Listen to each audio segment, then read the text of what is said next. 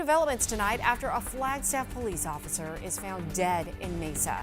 Officer Daniel Beckwith dying after an apparent suicide.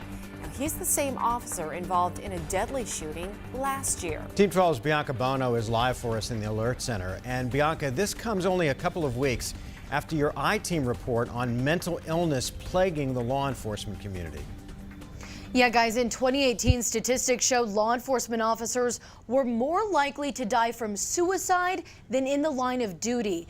A nonprofit organization called Blue Help says 159 officers took their own lives. Now, sadly, Flagstaff police officials say one of their own has done the same. Officer Daniel Beckwith died on Tuesday. Police say he had been with the department for nearly 5 years. In February last year, Beckwith killed a suspect in an officer-involved shooting where he and another officer responded to a call for a man with a gun. After repeatedly demanding that the man drop the gun, officers shot and killed the suspect. The Flagstaff Police Department put him on administrative leave, which is standard in situations like that.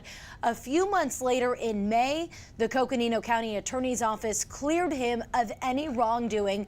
Beckwith then returning to duty, but ended up on leave again in June last year for a reason the department has not released.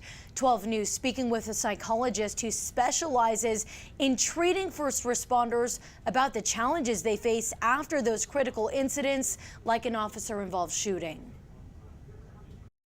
Given the current culture in the U.S. about law enforcement, they're really villainized for these shootings. So it's just really an impossible situation for someone to be in, to handle this with nobility and integrity while you're under investigation, to make sure that what you did meets standards for use of force. Officials say Beckwith had been staying in Mesa with his wife.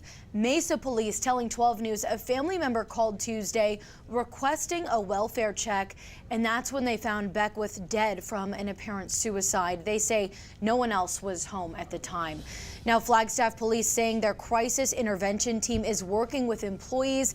Go to 12news.com for resources if you or someone you know may be contemplating suicide. We're live in the Alert Center. Bianca Bono, 12 News. Bianca, thank you.